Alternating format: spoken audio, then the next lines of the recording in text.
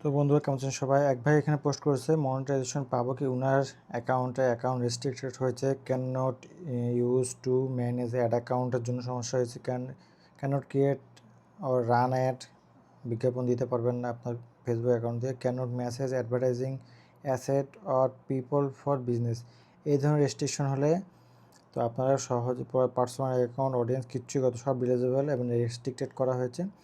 তো এই ধরনের সমস্যা হলে আপনাদের মনিটাইজেশন পাওয়ার কোনো সম্ভাবনা নাই, কারণ আপনাদের অ্যাকাউন্টেই সমস্যা।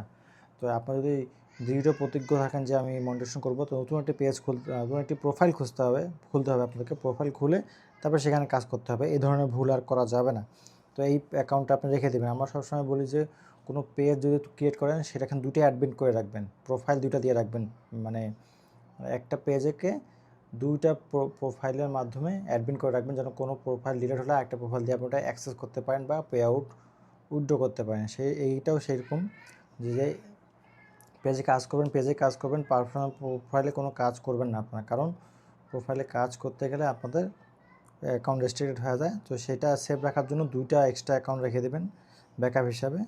তো অনেকে দেখি যে প্রোফাইল কিনে বেচা করে বিভিন্ন রকম কাজে। তো আপনারা আরেকটি প্রোফাইল ক্রিয়েট করে নতুন ফেসবুক অ্যাকাউন্ট খুলে আপনারা কাজ করতে পারেন। বন্ধুরা, আশা করি বুঝতে পেরেছেন। এইটাতে মনিটাইজেশন পাওয়া